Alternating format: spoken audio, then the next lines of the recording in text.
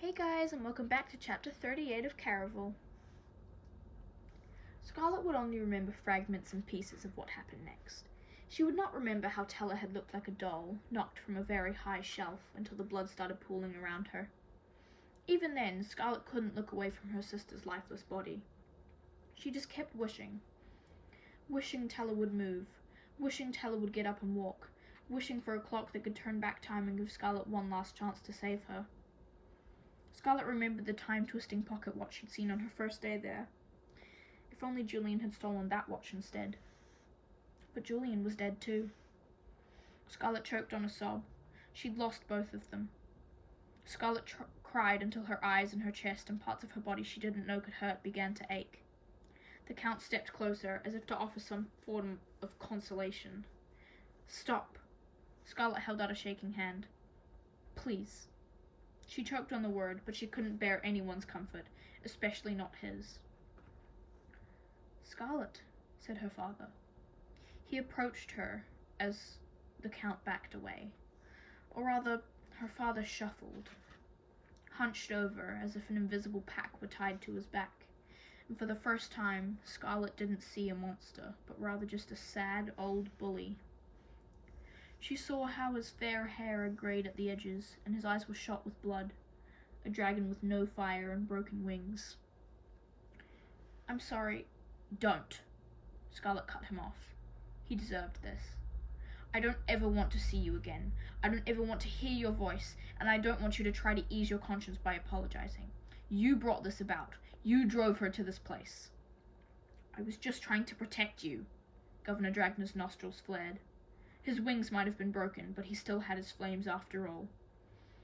"If you'd listened to me, rather than always being such a disobedient, ungrateful wretch of a—" "Sir!" Joven, who Scarlet had failed to notice before, boldly stepped in front of Governor Dragner. "I think you said it—" "Get out of my way!" The governor slapped Joven across the face. "Don't touch her!" Scarlet and Legend both spoke at once, though it was Legend who moved forward in a flash. Sharp, pale lines and dark eyes now focused on the governor.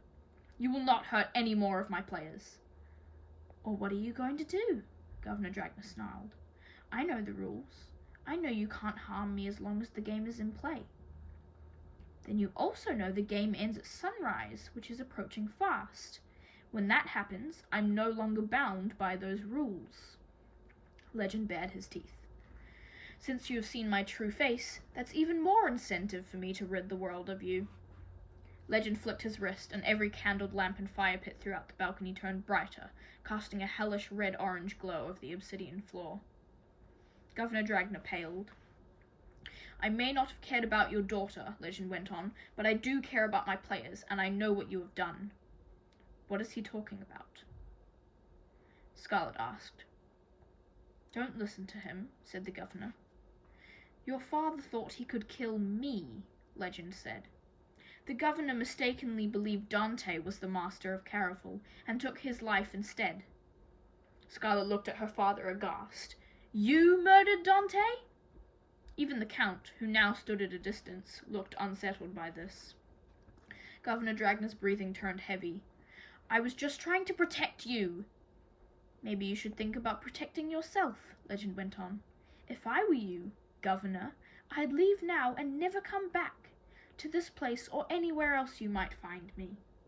Things will not end as favorably next time I see you." The Count backed away first. "I had nothing to do with any murders. I was only here for her." The Count's eye cut to Scarlet, holding her gaze far past that initial moment of being uncomfortable. He didn't say another word, but his lips curled just enough to show a flash of white teeth. It was the same way he had looked at her the first time she'd run away from him, as if a game between the two of them had just begun, and he was eager to play. Scarlet got the impression that although Count Nicholas d'Arcy was leaving, their business was far from complete. The Count tilted his head in a mockery of a bow. Then he turned and strode out of the door, silver boots echoing as he disappeared.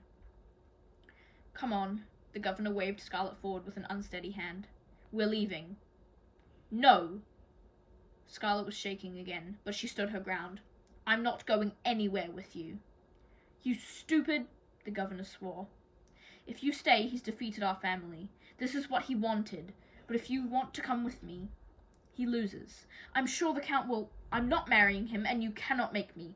You're the one who destroyed our family. All you want is power and control, Scarlet said. But you will not have either over me any longer. You have nothing left to hold me now that Teller is gone.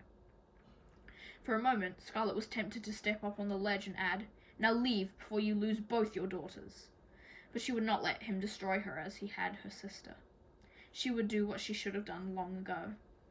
I know your secrets, father. I was always too afraid before, but now that you can't use Teller to control me, I have no reason to stay quiet. I know you think you can get away with murder, but I don't imagine your guards will stay loyal much longer when I tell everyone you murdered one of their own sons.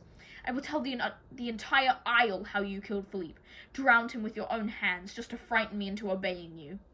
How well do you think you'll sleep once Philippe's father learns about that? And I know other secrets too, ones that will put an end to everything you've built. Scarlet had never been so bold in all her life. Her heart and her soul and even her memories managed to hurt. Everything ached. She felt hollow and heavy all at once. It pained her to breathe and it took effort to speak, but she was still alive. She was still breathing and speaking and feeling. Most of what she felt was agony, but she also didn't feel afraid of anything. And for the first time, her father looked afraid of her.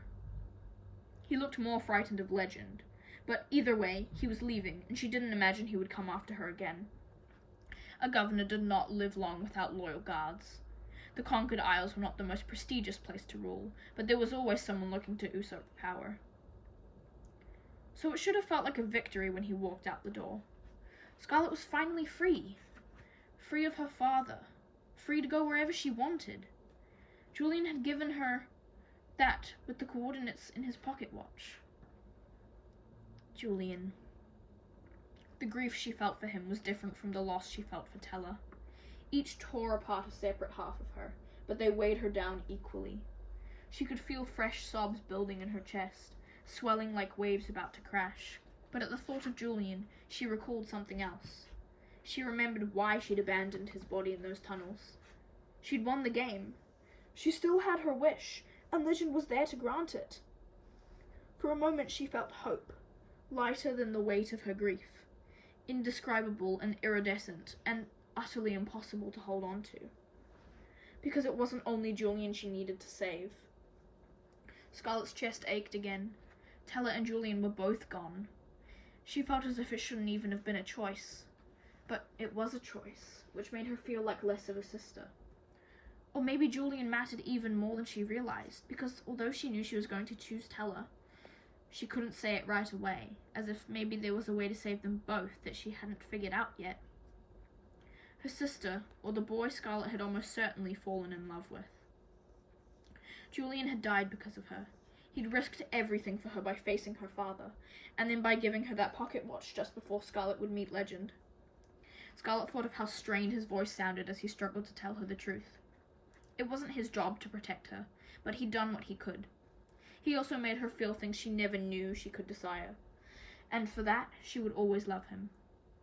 But Teller was not only her sister, she was Scarlet's best friend, the one person in the world she should have loved more than anything or anyone else, the person she was responsible to take care of. Scarlet turned to Legend, her decision made. I won. You owe me a wish. Legend snorted, as if amused. I'm afraid my answer to that is no. What do you mean, no? Legend responded dryly. From your tone, I think you know exactly what I mean. But I won the game, Scarlet argued. I solved your confusing clues. I found my sister. You owe me a wish. You really expect me to grant you a wish after all of this? Around Legend, the candles flickered, as if they were all laughing along with him. Scarlet fisted her hands, telling herself she would not cry again, even as tears burned the backs of her eyes. Giving her only one wish, and making her choose between the two people she loved, was cruelty enough, but no wish at all was unspeakable. What is wrong with you? Don't you care that 2 innocent people are dead? You're absolutely heartless. If I'm so vile, then why are you still here? Legend said. But when he slid his eyes to her, They were no longer the sparkling gems she'd seen at their first meeting. If it were anyone else, she would have sworn he almost looked sad. It must have been her grief. Scarlet was seeing things, because Legend now seemed dimmer as well, duller than he had been in the tunnels or when he'd first arrived at the balcony, as if a glamour had been cast over him, and it was somehow disappearing, making him less of the Legend he had been before. When his pale skin had glittered in the tunnels, it now appeared dusty, blurry almost, as if she were looking at a rendering of him that had grown dull over time. For years, Scarlet had believed no one could be worse than her father, and no one could be more magical than Legend. But despite his tricks with the fire, the master of Caraval didn't look so magical now. Maybe he said he wouldn't grant her a wish because he couldn't grant her a wish. But Scarlet had seen enough wonder to believe that wishes had to be real. She tried to remember every story she'd ever been told about magic. Joven had said different things fueled it, like time. Her grandmother had said it was desire. When Julian had given her a day of her life, he'd used his own blood. Blood. That was it. In the world of Caraval, blood possessed some sort of magic.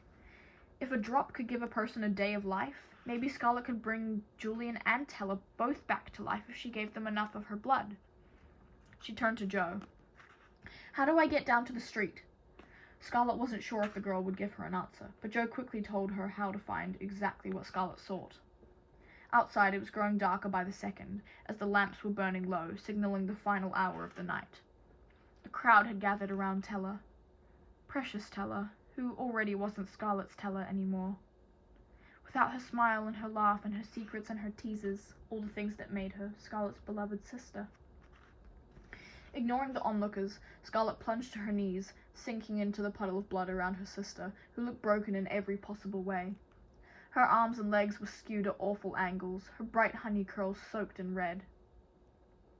Scarlet bit down hard on her finger until blood dripped down to her palm. She pressed it into her sister's blue, unmoving lips. "Tella, drink!" Scarlet said.